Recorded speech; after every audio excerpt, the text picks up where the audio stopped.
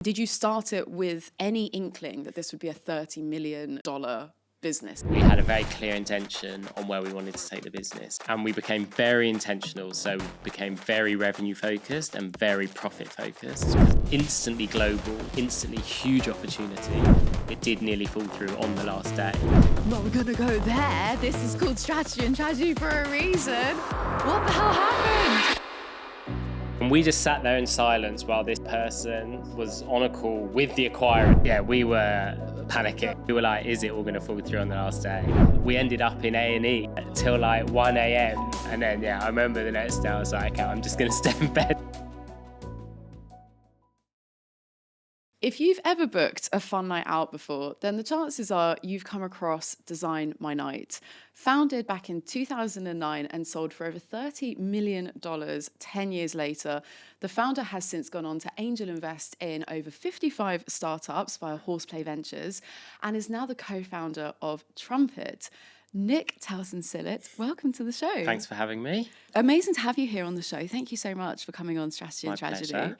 So, obviously, DesignMyNight is kind of the headliner, and I'm sure you're sick of recounting the early days, but we are going to rewind the clock and go back to the start. So what I love about your founder story is that I feel like we've all been there, where we've all been out with friends on a night out and we've maybe had a couple of beers and we all come up with this great business idea and we all get excited. We're like, we have to do it. This is the best business idea ever. But this actually happened to you and it was actually an amazing success. So tell us the story of that one night in New York City when DesignMyNight was born. Yeah, so when I say we, it's Andrew, my co-founder. So we've been best mates since day one of university, actually. And we were in New York, out for drinks, quite a few drinks. And we don't really remember whose idea it was, but we were sat there. The concierge of the hotel was like, what type of night do you guys want? What type of venue? So I think that was stewing. And then there was a website we used that had lots of deals in New York. And one of us, we can't remember who, were like, oh, if you can combine that and maybe make that into a site in London. At the time, this was back in 2009, 2010, there was only like Time Out and not many others actually. So it doesn't sound very revolutionary, and it wasn't very revolutionary, but we were like, let's just do it better than what's out there. It started from that night, and then we came home, carried on research, and then decided to get on with it. Amazing. There are so many little nuggets and little lessons even just within that. But one of those that you just said there is not actually doing something like revolutionary, but just a bit better than what's out there. And you kind of taken me back, I think 2010 was when I first came to London. And I remember I didn't know anyone. I was looking for fun things to do. And all I would do was go on Time Out. Yeah. So how exciting. I love also how I hear the story quite frequently about seeing something over in the States and then bringing it over here. So, all right, so what happened next? So you started DesignMyNight, and did you start it with any inkling that this would be a $30 million business in 10 years' time? No, so at the start we weren't thinking like that. So I worked at L'Oreal doing marketing. Andrew was at Accenture. And we carried on those jobs. So we built DesignMyNight for a year. The classic story, like weekends, weeknights, we'd meet up pretty much every weeknight, every weekend, build the platform. On weekends, once the product was actually launched, the site, we would doorstop bars, pubs. It's not as fun as people think it was. We were doorstepping them in the day before they were open, trying to speak to the managers, really understand what they wanted in a discovery platform, that's what we called it, and what they liked about Time Out, what they didn't like about Time Out, and just trying to gather all that knowledge. And it's a great trade to work in, very giving people, very friendly people. So we did that for a year. The site grew slowly, and we're like, okay, we could be onto something here. And it was actually a moment, my boss at L'Oreal at the time, who's a very good friend of mine now, he pulled me aside and he said, I know you're up to something, because it was an open plan office. He kept seeing me like run into meeting rooms, and he was like, I just want to remind you that in your L'Oreal contracts, you can't start anything else while working at L'Oreal. Okay. And so he knew I was entrepreneurial and wanted to do my own thing. So that was a bit of a jolt. So that was like, okay, are we going to do it or are we not going to do it? So can I just jump in here for a quick sec? So sorry, because so what I thought you were going with there was like something competitive, right? Like obviously, but like nothing entrepreneurial at all. Or at least I think have to like tell them and get advice, or I didn't actually look at my contract after then. But that was just a jolt we almost needed. Wow. So what we did was I left pretty soon after that. Andrew stayed at Accenture, and we split his salary for 6 months, so we could still survive. Carried on working nights and weekends, and then after another 6 months, Andrew then came on board fully. So it was actually like 18 months since the idea to both of us working full time on it. Interesting. So what was the deal then? So he was okay so he continued working so you could split the salary. Yeah. And the deal was you would Go have your time. Yeah. So I was full time on DesignMyNight. Interesting. Okay. I've never come across that before. Yeah. Amazing. And I love also just going back to how you were literally like feet on the ground, like going around the bars, restaurants, actually talking directly to people. I think for me, and we still do this today, so before we launched Trumpet, which is in the sales space, we spoke to 150 salespeople. I think, a lot of founders hide behind their desks or their laptops now, where actually you have to just get out on the ground and speak to people. And they come up with the best ideas. Yeah. So a lot of the early ideas for DesignMyNight, when we pivoted to software as well, which was the game changer for us, that was a marketing manager of a bar chain's idea. It wasn't our idea. So if we're not constantly speaking to them, you're going to miss out on some incredible ideas. Oh my God, amazing. And so, okay, so we're picking up some steam. So you're both now kind of full-time on this and it's kind of growing. I read also that you only took, what was it, like 500K investment in total? It wasn't a huge sum of money, especially compared to today's standards. And you turned that into an ultimate 30 million. So congratulations. Thank you. So how did you grow the company? So like you had 500K. Was it just a case of like, we only need a little bit more just to nudge the product market fit? We've already got all this great traction, or? It was even slower than that. So we probably didn't raise the first lot, which was 250, probably 3 years into it. So for the next 18 months, we were just growing the business. We were very big on SEO, so we didn't need to spend that much on marketing. The great thing about that industry is there's just tons of searches. So if you think in London, rooftop bars, and then it's rooftop bars in Shoreditch, in the West End, in Mayfair, so like especially in London. So there was all these customers out there Googling stuff. So we were like, well, if we can get that market, we don't then need to spend a lot of marketing. So we worked very hard on SEO. And to this day, luckily, if you Google most things, DesignMyNight's number 1 or 2. So that's how we got our first sort of traction, was pure SEO. Didn't need to spend much, had sort of interns working with us. Then we raised 250, which allowed us to hire an editor, really sort of kick on the business. We sort of implemented bookings into the platform as well. Again, very startup-y. We just decided overnight, let's start taking bookings. So we just make an inquiry button on every bar page on the website. And then when you made an inquiry on the site, it came through to Andrew and I. And we were just booking people in manually 24/7, trying to give people a great experience. The whole Mechanical Turk thing, right? Do you know about that? Yes. Right, it's just there behind the scenes going nuts. That's literally what we were doing. And at that time, booking into a bar was really difficult. So there was no booking software. You would phone a bar, no one would be there till 6 o'clock. And when you did, it was the manager picks up, who doesn't really care about taking bookings. So we were like, okay, if we can just provide a better service than that. So we would text them and say, oh, we haven't managed to book you in yet, but we're working on it. And then when we did book them in, we sent them a text. So all very basic stuff, but just elevated the customer experience. So did that. Got more revenue, then could reinvest that back into the business through bookings. Then the next year, so year 4, was when we launched our software, so our booking software, which was the total game changer for us. And then we raised another 250 from the same 6 angel investors to kick on software. And so that was exactly what I was just going to ask, actually. So the reason for taking external investment was purely for the product development, or mainly for that? Yeah, because we then had to sort of pivot internally as well. So before that, we were a very editorial team, but obviously launching software, we needed more dev, we needed customer success, account management, sales. So we sort of stripped back the editorial team, hired more in the software space, and then cracked on into becoming a software platform as well. Makes sense. Amazing.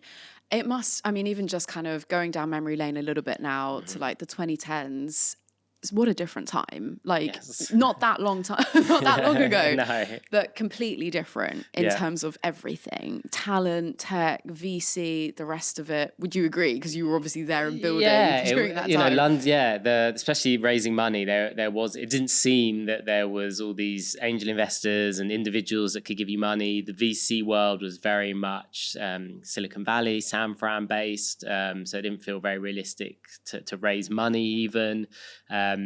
Yes, people wanting to work in startups, it's less of a leap of faith nowadays. Working in a startup is what a lot of people want to do. So it's a very different scene. Interestingly, it's similar. It was in a recession. So 2010, it was a recession, which actually worked out well for us because we learned that Brits in a recession still like to drink. They didn't go on holiday, but they wanted to go to the pub or a bar. So actually for us, the nightlife space during a recession was actually very buoyant. Yeah, that's hilarious. Oh, good for you.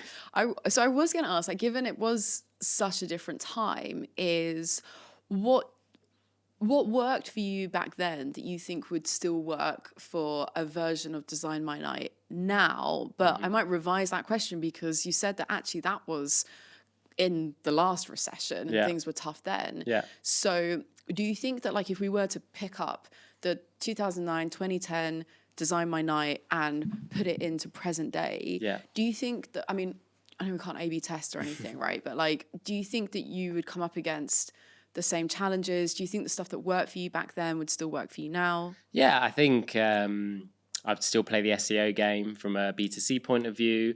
Obviously, post-COVID, my contacts in hospitality, it's recovered somewhat, but it's more of a recession on the bar side this time than the consumer side. So I think they're a lot stricter on the money they spend, the software they buy. So I think it's a tougher market to sell software in at the moment just because the economy is so unsure. But by all accounts, DesignMyNight's still doing very well for the contacts I have there. So it's still the same model for DesignMyNight is still pretty much in place and it's still pretty buoyant. So doing things a little bit better and prioritizing SEO as part of your marketing channels, is there anything else that you would attribute your success to with DesignMyNight? I think anything you'd do again? I think the team, the way we built that team was not that planned. We sort of we were like early mid-20s, so we sort of fell into managing big teams and growing teams, but that sense of unity we had at DesignMyNight, the early team, and I say this when I speak to founders now, that sort of first 10 hires are the most important. Not necessarily in terms of skill, but they have to believe in the vision. They have to really like you as founders, and then they become your sort of eyes and ears as you grow. So when DesignMyNight, when we sold, we were over 100 people. I think 9 out of those 10 were still there. And they were the ones when Andrew and I couldn't be on the ground or on team nights out, they were the ones, pro DesignMyNight. So making sure they're the right type of person that really believe in your vision and want to see it through to the end with you is pivotal. And we've taken all of those learnings through to Trumpet as well.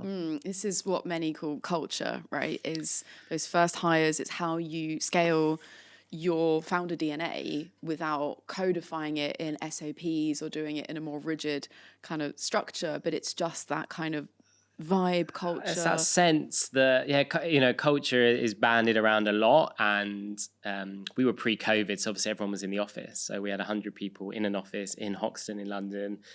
So the vibe was amazing. It's got a very young team as well. Obviously they were getting free nights out and all of that stuff. So it's like a very just fun environment to be in. So people loved to work there. It's a lot harder now with flex working and not having an office. But for me, the founders are the ones that just, the untouchable thing. And I think as founders, it's more actually about the sense of who you are. So I always want to be very humble with the team. I want to be very open with the team. The team know that sometimes a founder needs to put their foot down when things aren't going well, but it doesn't come from a sense of being the leader. It's about driving the business forward. It's about having a clear strategy. It's pulling everyone along with you for the ride. So it's all of those sort of untouchables that go beyond perks and mental well-being and all of that stuff that's important. But that has to come from the founders. Yeah, absolutely. I feel like the perks is just, it gets the engines going in a job description. Yeah. And he's like, oh, cool, that looks, maybe I'll put a bit more effort into the cover letter. Right? Yeah. But then when you get in there, you're like, okay, thanks for the bean bags and, free popcorn. Yeah, I mean, if you hate your day-to-day work, but get a free gym membership, right, it's probably still not enough to convince you to stay. Yeah, I don't think. Yeah, this is the sort of stuff that I feel like you only learn through experience as well. Right? I mean, you said you're in your 20s, it was a young team, and you're just kind of thrown in there. So we start to kind of move things along. And so the exit is on the horizon. So what was that process like for you selling DesignMyNight? So obviously at the very beginning, you didn't have that foresight, those intentions. No. It was just kind of like, let's give it a go. Yeah. You both had your day jobs anyway. But now it's like, okay, this is going well. Yeah. Where did that process start for you then? So it was after the second round. So 4 years in, we had a very clear intention on where we wanted to take the business. And Andrew and I set ourselves a 4 to 5 year horizon. We would talk very openly about this with the team. So the team knew we didn't want to stay at DesignMyNight for 10, 15 years. They all had shares as well. So we were like, if we do exit, it's for your good as well. And we became very intentional. So became very revenue focused and very profit focused. Because in our heads, we were like, if we can build a profitable business and a growing revenue business at the same time, your exit chances are going to be much bigger. So it's not just an industry buyer, but it could be private equity as well if you're spitting out cash. So not that we were ever big spenders because we only had $500,000 from investors, but we were very careful with what we spent. We made sure most things that we spent were sort of revenue drivers. We were very focused when it came to product on, what's going to stop churn and get new customers on board. So just all the basic metrics that sometimes founders forget that become the revenue levers. And what we actually did was we looked at exits in hospitality and started to plan out a rough multiple of revenue and profit. And Andrew and I agreed a sum with each other 5 years previous on what we would be happy with as founders. And then we just multiplied that up. So we're like, okay, we need to have this much equity. We need to sell the business for X if we're going to take Y. And we modeled it out and we were like, okay, so in 3 to 4 years, we need to be at this revenue and this profit. And then we've got a good shot of selling it for what we want. And we tracked that quarterly. Andrew and I had a chart that we were tracking revenue profit on our exit trajectory. And actually a year out from exit, we were like, okay, next year we're going to be at those numbers. Let's start engaging. So we engaged a broker. So it wasn't the dream scenario that people reading TechCrunch of, open table emailing us saying we want to give you $100 million. So we engaged a broker. And that was like an 8-month process from engaging the broker to actually selling the business. Interesting. I'm just going to back up a sec there because you make it sound so simple and easy. This is like 3-year-old maths here. Like, just, how much do you want? No, but I've definitely come to learn the importance of that decision making and charting your own course, whether it's in business or otherwise, and being like, okay, well, how much do you want? And you've just got to put the stake in the ground somewhere to then start developing a strategy around that. So I love that. And then one thing I wanted to come back to is your 2 focus areas of the revenue and the profit that you mentioned. I don't know whether this is just too many years in the nitty gritty of marketing land, but to me, they sound like, sometimes they can be in opposition to each other, right? Because either you've got I'm sure I'm oversimplifying this, but you've either got the revenue focus, which is like gain market share at all costs, which can then of course be more expensive to acquire, which eats into your profitability, or it is, no, we're going to double down and have more of that quality. So how did you manage to achieve both the revenue, the market share, and profit margins? Well, I think it doesn't have to be as binary as A or B. So, when we wanted to focus on both, the revenue arm wasn't necessarily let's go global. So we had every month someone wanting to take us to a different country. We were like, no, don't need to. We can achieve the targets we need in the UK. There's enough big cities in the UK. So we sort of knocked that on the head. And the beauty of software, which is why I love SaaS, is once you find the model. So once you've got a product that people want and is good, that's the first bit. The actual scaling up a SaaS product, which is why venture VC love it, is it's not like growing a D2C brand where actually it's just salespeople. And actually you just model it out. Okay, well, one customer success person can look after 150 customers. Those 150 customers might be worth $1 million annual revenue to us, and it's looked after by one customer success person. A salesperson, once they've got the playbook right, let's say they're earning with commission 80 grand a year, but they're bringing in 300, 400 grand a year. You just add another one on. You're like, okay, well, we've got the product, we've got the playbook. This person's costing us 80 grand and making us 400 grand. Let's add another one. And then once they start ticking, let's add another one. And once the customers start spinning up, we add another customer success person. So the beauty of software is you can do it both. I think the boom or bust that we see in the world at the moment, the ones that spring to mind, like your Ubers, actually just turned profitable, I believe. WeWorks, all of those are more B2C, which is more marketing land of you need to spend the dollars and go global quickly, big. But in sort of SaaS land, and I think now VC have wised up to that, like you don't have to do boom or bust to grow a very big business that is also profitable. It's simple maths again, isn't it? It is simple, and I'm really bad at maths, so I keep it simple. If all else fails, you can always go back into be a maths teacher. Exactly. For kindergarten. Basic maths. I love that. Quick one. This is future Steph coming to you from beyond.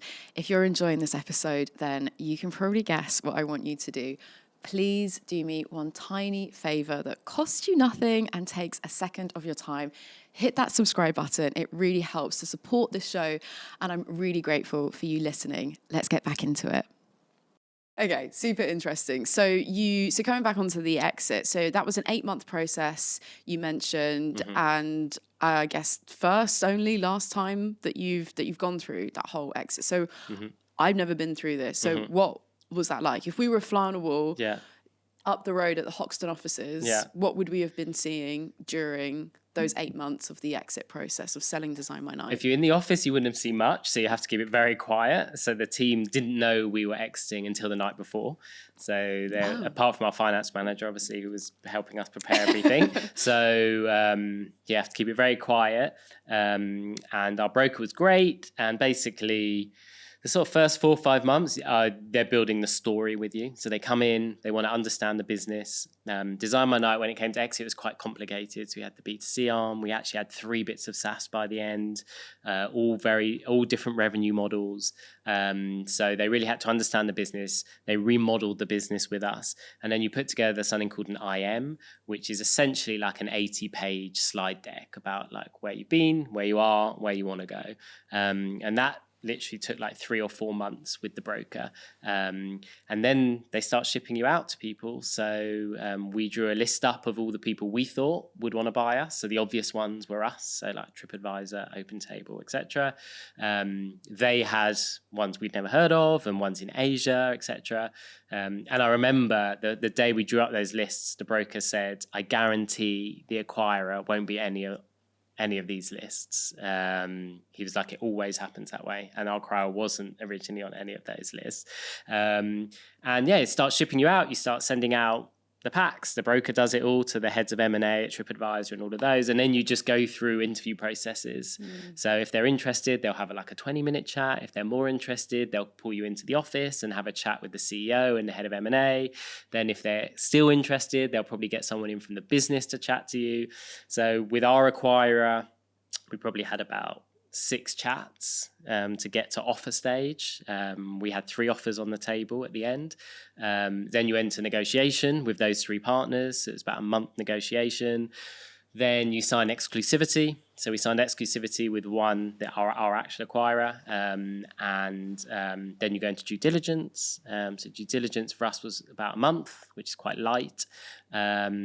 And then if you get through due diligence, you then sign the papers. Wow. How did this compare to like the fundraising process? Like it sounds pretty similar to like, you know, lots of conversations. Yeah, it's more, it's a weird feeling of excitement, but not wanting to get carried away. Yeah. Same as fundraising, I suppose. But, you know, we'd worked so hard to get the business to where it had. And the one thing Andrew and I would always say to each other was, well, what if no one wants to buy it? Like, okay, great, you're doing this and this, but what if no one's interested? You don't know that anyone wants to buy it, especially at the number that we wanted. So it was that nervous excitement. But as the groundswell starts to happen and you have more and more conversations, they're more interested, and then offers start to come in. It's a very strange scenario. Our broker again did say, do not celebrate until you literally sign the paper. And for us, it did nearly fall through on the last day. So that was an absolutely crazy day. Well, we're going to go there. This is called strategy and tragedy for a reason. What the hell happened? So we were meant to sign the papers. So the night before, we told the team, we pulled the team in, and our lawyer said to us, okay, we're going to go to the acquirer's legal offices, fancy legal offices in central London. I think it was at like 9:30 a.m. We'll sign the papers. They're going to take you out for lunch. And then we were going to celebrate with our team. We booked a bar for our team. And we said, we'll meet you at like 5 p.m. at the bar. And then we got a phone call at like 7:30 a.m. from the lawyer. He was like, can we jump on a call? We were like, yeah. And there was a new EU law around payments that had come out. And we had a payment system in our product. We'd never heard of it. And he said the acquirers would like to know what your view is on this new payment law. And we said to our lawyer, we have never even heard of this law, never known what we're going to do. And they were like, well, they want to know because a payment was a big part of our platform. So we used Stripe at the time. So we phoned up our Stripe account manager and we were like, we couldn't tell him we were exiting. So we were like, we need you to jump on a call with our board members to explain the new law. And he was like... ASAP, like 7:45 in the morning. He was like, and we were like, today. He Can't tell you why, but this is the most important thing on your agenda today. And it wasn't, because he was like, I'm on the way to hospital because my wife's giving birth. Oh my God. So we were like, you cannot make this stuff up. We were like, brilliant. Well done. Is there anyone else? And he was like, yeah, I'm sure I'll get someone else to do it, because we were like, it's really important. But we managed to get someone to go, and we just sat there in silence while this Stripe person was on a call with the acquirers, even though we said it was our board members, and they were asking him all about this law. And that was at like 3:00 by that time. Do you remember what you were feeling on this day? Yeah, we were panicking. Like going through the ringer. Yeah, we were like, is it all going to fall through on the last day? Oh my God. And then, we put the phone down, just sat and waited. And then an hour later, the lawyer phoned and was like, they're satisfied. Let's go to the lawyers. So we didn't get to the lawyer's office till like 5, 6. Finished signing the papers at like 7. Obviously, they didn't take us out for lunch. And we didn't get to the bar till like 8, where they drrank all the champagne and they were wasted, and we rocked in. Don't need the champagne anyway. Give me the hard stuff. Yeah. Like, crack open the whiskey. And then I actually remember that night, one of our team members tripped up and smashed her face on the table. So we ended up in A&E, Andrew and I, with her till like 1 a.m. And then, I remember the next day I was like, okay, I'm just going to stay in bed till about 11 and just recover. So it was a wild exit day. Nick. Yeah. Oh my God. This sounds like just the stuff of like films and books. What a roller coaster. Do you remember the exact date that all this happened? I do, actually, because one of my best friends had twins who were born on the same day. Oh my God, what is this? All these people being born on the same day. And I'm godparent to the twins, so when we celebrate their birthday, he always says happy exit day as well. I can't remember it now. It was recently. It was in December. Jesus. No, end of November, yeah. So it was crazy. Wow. Yeah. So you've also got just like winter and cold and everything as well with all this going on. My God, Nick, I feel like I need to like catch my breath after that. I mean, just hearing the story, like empathizing with that, I'm like, bloody hell, like that's giving my heart a run for its money. It's good fun. Actually I guess that's where you must have been so thankful to have a co-founder with you during all of that as well. Could you imagine being on your own? I say the whole ride, I have a lot of admiration for solo founders. Even as an investor, I'll be honest, I prefer to invest in 2 or 3 founders because I just know how hard it is. Yeah. You'll know how hard it is. Well, thank you so much for serving that segue on a platter there, because moving on from DesignMyNight, so congratulations, you exited and got to have a lie-in the next day. So you set up Horseplay Ventures, which is your vehicle, as I understand it, for angel investments into other founders and startups. So thank you for half answering the next question, which was, of course, what is it that you look for in your angel investment? So we've got a couple, 2 or 3 of founders. That's the first kind of checkbox. What else is it that you look for? We've always been pretty sort of sector agnostic. I think Andrew and I's philosophy is we just need to understand the business. Like we obviously really understand SaaS and we like SaaS. So software is big for us. We've invested in some D2C brands, but I'm not the biggest fan of D2C brands. And it's not something I'm that knowledgeable on, like Google Ads and CAC and all that stuff. We've invested in loads of random stuff, from like agri-tech to like robots that make coffee to more standard stuff that I fully understand. Some very similar products to DesignMyNight, but in different areas. And we're in, like 55, 56 now. Is there a commonality that most of them all share? We're looking back now, you've got over 55. Is there something that you're like, okay, that's actually the magic? I think the best ones, because they're not all great, are the founders. So the ones that are really working well, and there are a few that are solo founders actually. The founders just have that something special that when I speak to them, I'm like, and it's very difficult to explain, but I just get that feeling that you get it, you get what you need to build, you get how hard it's going to be, you really understand the market you work in, and that's really important to me. You don't have to have worked in the market. Like, I never worked in hospitality, but we researched hard and we were speaking to bar owners all the time. So I really quiz founders on, you haven't just come up with an idea, but how well do you know the problem you're solving? How well do you know that pain point? All of the ones that are doing really well all tick that box. Is that where they say, there's like a touch of like founder crazy that all successful entrepreneurs have? Yeah, I think you do have to be crazy to start your own business. Like I think it's been glorified a lot on social media, but it's the hardest thing you're likely to do. I hope for people that there's not harder stuff than that. So I think you do have to be a bit nuts to start your own thing. And it sounds really naff. I just look for good people. You people idolize the Elon Musks and the Bezoses of this world, and obviously they're a different form of genius. Unfortunately, I don't get to invest in Tesla when it was a pre-seed investment. You don't tend to meet those people. So the founders I meet, I'm just like, can I see you running a team? Can I see that team following you? Are you a decent person? Are you going to make the right decisions at the right time? And have you got that you have to have a ruthless streak. You can't be Mr. or Mrs. Nice the whole time. But just if you're a decent person, you're more than likely to bring customers and your team along with you. It's really interesting. I feel like we could just literally talk for hours on like the founder profile and what it takes to be a successful entrepreneur. And I was just chatting with my partner about it the other day, because he is incredibly smart. Like he studied at Cambridge.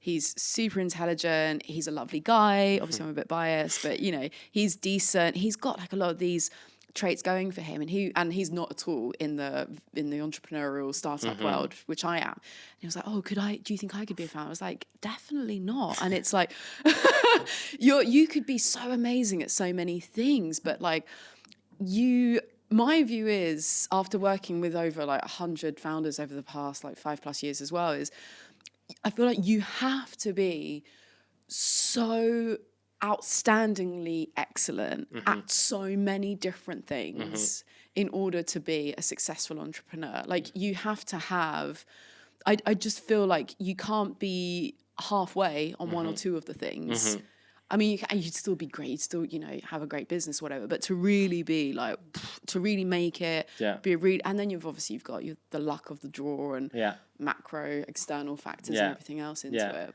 I sort of look at it that I'm like, if you are exceptional at one thing, that could be marketing, that could be sales, that could be product, could be design, whatever, and then good at everything else, because the first 2 years you have to do everything. I think that's a good way to go. I also look at founders. Can you sell? I don't care if you're an engineer or if you're normally behind the laptop. Like, the founder has to be able to sell. If one of you cannot sell to investors, to customers, to your team, you have to be a salesperson. So that for me, the best founders I've come across have that sales instinct as well. It's such a fundamental skill, isn't it? We don't get taught it. We don't get enough training in that. No. You are great at handing me these segues on a silver platter, Nick, because the whole selling and having a great sales skill set brings us onto Trumpet, which is your new venture now, right? So tell us, what is Trumpet? So Trumpet is digital sales rooms for sales teams to collaborate with their buyer. So we look back at DesignMyNight actually, and we were thinking, okay, where could we have implemented tech into DesignMyNight where we haven't before? And the sales team, we were like, it's just starved of technology. Like, on the one hand, you've got your outreach tools, so trying to reach the person, and on the other hand, you've got your CRM where you're logging everything, and then you've got that whole thing in the middle of getting the deal done, which is over email and PDFs and slides. And we were like, there's just no technology there. So we wanted to create these digital spaces where you can collaborate with your buyer, you can drop in case studies and proposals and video and audio and create a really collaborative space for you and the buyer to get the deal done. That's ultimately what you want. If they're interested and you're selling it, how can you get the deal done better and quicker for the buyer? So that was the original premise, is how can we make the buying experience better? The sales industry is very focused on how do you make salespeople better hunters. But actually, buyers don't want to deal with hunters. They want to deal with authentic people that are helping them get the deal done over the line quicker. So that was the initial thought process of 2 years ago now. And now it's this huge trend, luckily, called buyer enablement, which is all about helping the buyer get the deal done.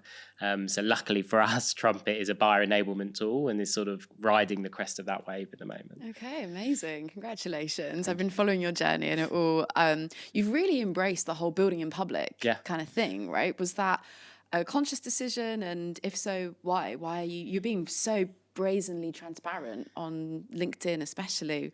Yeah. When I sold DMN, I knew I would do something again. And I just made the conscious decision to build a profile. It's easier once you've exited, so people sort of want to hear your story. But in my head, I thought if I can build a following, then it will be easier to sell to that following. So for like a year after I exited, I worked hard on LinkedIn. I don't have any other social media in my life. So I have no sort of personal social media. I don't really want that in my life. And I focus on LinkedIn. And it's been amazing for me. Like Trumpet, when we launched, we had like 5,000 people on the wait list. I would say 70% of that came from LinkedIn originally. A lot of our customers come from LinkedIn, seeing what we're doing. Salespeople are on LinkedIn. It's the natural place to be. And yeah, if you share the highs and the lows, you show you're authentic, you show what you're trying to build, that will naturally allow people to come to you. And like DesignMyNight, where SEO was free, LinkedIn is free. So Rory, who's our third co-founder in Trumpet, I schooled him on how to build a LinkedIn profile, and he's amazing at sales. So he does a lot of sales education on there. He's nearly caught me up actually in followers in much less time. And we encourage our team to be like, get on LinkedIn, share the journey, share learnings. And it's been amazing for us. I absolutely love it. I've definitely seen all of it happening as well. So I can see all the fantastic success that you're having on there. I love also how you're like, oh, this was the free thing that worked for us back at, DMN 10 years ago with the SEO, and then this is kind of the equivalent now in like modern day. You just mentioned about encouraging the team as well. How have you got any practical tips about how to do that? Because I've always been very, your LinkedIn profile is yours, it's your personal, but I try to inspire and set an example. But how do you go about kind of motivating others if they're not? Yeah, I mean, look, you can't force anyone. So we don't say you have to be posting on LinkedIn. Our managers, our leaders in our teams, we tell them it's about building your profile as well. Like, you're not going to be at Trumpet for 20 years, I imagine. So start to build your journey now, and show your expertise. And I think with LinkedIn, as long as you're authentic, because there's a lot of inauthenticity there, people will resonate with that, and you find your tribe. Everyone's got a tribe in some instance. Me, it's more founders. Rory, it's more salespeople. Our head of customer success, there's loads of CS people on LinkedIn as well. So like, share what we're doing, share your learnings, help people. As long as it's not a one-way street. A lot of the content, I always say, it's about, can the reader take one thing from that post or a podcast or something, and if they've taken at least one thing from that post, then it's worthwhile and they'll engage with it. If you're just telling them how good you are, it's just not serving any no purpose, it doesn't serve anything. It's just the chest beating, which there's definitely enough of enough on LinkedIn, that, isn't there? So what are you doing differently this time around with Trumpet? I was going to ask, what made you want to take up another venture, because I'm guessing after DesignMyNight, you don't necessarily need to go through the craziness of startup again, but yes, I mean, that was a big decision to go again. It was during COVID, so we sold in 2019. So Andrew and I just soul searched. Yet we were luckily financially free and can go on holiday and do nothing for the rest of our lives. But we were like, we're too young to do that. What do we love doing? And we agreed that we just love building businesses, and actually just with less pressure this time. And we brought in a third co-founder, Rory. So, he can shield a lot of the crap that we don't want to deal with on the second startup, which is great. He's amazing. There's that sort of zest for it. We're doing it because we love it rather than we have to with Trumpet. Different wise, we've gone VC. So we raised money pre-product, pre-revenue. So very different to the mantra I was spouting before about bootstrapping. But there's no one way to run a business. For us, Trumpet was instantly global. Instantly huge opportunity. Every team has a sales element to it. So every company in the world can and could use Trumpet. So we wanted to seize that opportunity, which is why we raised VC, and that has different pressures, different stresses that we didn't have at DesignMyNight. So we're learning that as well. We're learning how to handle VCs as well, and the raising game. But a lot of the core principles, we've done the same. It's about the team. It's about building great product. It's about speaking to your customers all the time, sharing publicly how things are going. All of those core principles have stayed the same from DesignMyNight. Even with VC money, we're still very strict with what we spend. Everything has to have a goal to revenue. And that is what we are fanatical about, is again, revenue and getting to profit. So it's the same principles, but on a bigger scale this time. Exciting. Where can people go to find out more about Trumpet? So Trumpet, we're on sendtrumpet.com. People think the product's called Send Trumpet, which annoys me because it's a big logo that says Trumpet, not Send Trumpet. We unfortunately couldn't buy trumpet.com. Happens all the time. Yeah. Literally the amount. It is wild how much the URL influences what people think the company is called all the time. Yeah, they were like, I was looking at Send Trumpet. And I'm like, no, it's called Trumpet. Does that annoy you? Yes. It was like DesignMyNight. So many people called it Design by Night. Right. And I was like, that doesn't even make sense. What does Design by Night mean? Even in interviews, people have called it Design by Night. And I just like, so it's called Trumpet, but you can go to sendtrumpet.com, check it out. If you look for us on LinkedIn as well, we're talking about it all the time. Yeah, and do follow them on LinkedIn. It is definitely put out lots of really, really genuinely educational, inspirational posts. One of which as well is just to touch on, I know that you're really, the LGBTQ initiative is important to you as well. Would you like to shed a bit more light on some of that? Yeah, I think just representation, as a gay founder, representation is super important. it's nuts in 2023 that women are still considered a minority in terms of businesses, even though they're 50% of the population. Obviously, like ethnic minorities, and those are two that are often talked about, and rightly so. But obviously, the one that I know is the LGBT stuff, and yeah, just be a, I don't want to use the word figurehead, but representation for sort of other LGBT founders that you can be successful. Sometimes that's all it takes. Just being visible. It's being visible. And there's a group of us, we've set up something called Proud Ventures, which is a group of investors, so mainly VCs actually, so people at VCs who are LGBT plus, and some angel investors as well. And yeah, we did like a conference for LGBT plus founders, all about just being your authentic self, like be who you are. You will be the best founder if you can authentically be yourself. So we put out lots of educational content. We're doing conferences. We want to help them raise money, give them feedback on their decks, feedback on their business, and just create a safe space for that part of the community. Yeah, lovely. Because it's a very sort of straight white male world still. Especially in venture and startup land. Do you know what was funny about one of the comments that I saw on one of your posts about being just more visible in the space and just touching on that really important representation piece? I saw somebody post about ability, as in kind of, disabled and these other segments of the population. And it was just like,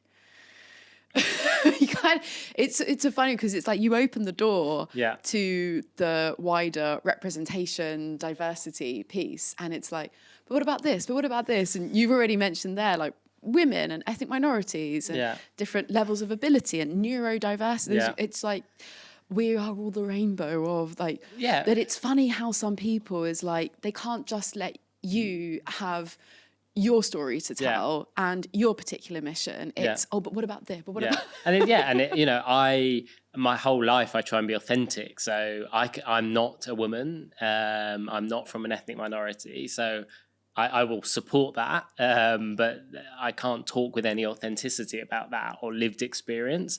So while I'll always support initiatives around all the different sectors of society, I think being in sort of the LGBT plus community, it makes you more open to all different sectors of society, because we're so marginalized that I think it just makes you more of an open person, because you've seen what persecution looks like. But I can only talk about my lived experience, and that is all I will ever do. Yeah, that makes complete sense. Well done, you, Nick. Honestly, I love that. It's awesome. So, closing question, the tradition on this podcast. So it's called Strategy and Tragedy for a reason. You said yourself, entrepreneurship has been glamorized, and the truth is it's not that glamorous. No. There's also the belief that often the best lessons can come from the biggest mistakes. So with that in mind, what is one tragedy, because your exit did go through eventually, a few hours later, what is a tragedy that stuck with you, that's taught you a lesson that you won't forget? Yeah, so it was actually at DesignMyNight, early years, probably 2 years in, I talked about SEO a lot. So we actually gave our SEO to an agency. And Andrew and I at that time didn't really understand SEO. And this agency was doing, at the time, it was called Black Hat Techniques, which was like tricking Google, basically. And traffic was going great, and we were climbing up the rankings. We were like, great, keep doing what you're doing, agency, not knowing what they were doing. I'll always remember, we came in one morning, we looked at analytics every morning, and we lost about 80% of our traffic. And we just thought it was a glitch in analytics. We'll check back later. No, still gone. Next day, still gone. Googled it, and they'd released a new algorithm. It was called Penguin at the time, which cut out all the black hat techniques. So we just lost our ranking overnight, basically. And from that moment on, it's always taught me to understand what I'm doing. and not just blindly hand over. So bring in expertise, but really understand what they're doing. And from that day on, Andrew and I taught ourselves SEO. And we still work with agencies at Trumpet, but we really understand what they're doing this time. We just don't have the time to do it. So I always try, and even on a surface level, educate myself on something that affects the business rather than just blindly handing it over, because that was a very harsh lesson. Well, thank you so much for sharing that, Nick. And thank you again for coming on the podcast. It's been such a pleasure to sit down with you and hear some of your story. I feel like you've got many, many more, but we'll leave that there for the podcast. And thank you so much for listening. Really hope you enjoyed this episode. Please hit that subscribe button. It really helps us out, and tune in for the next one.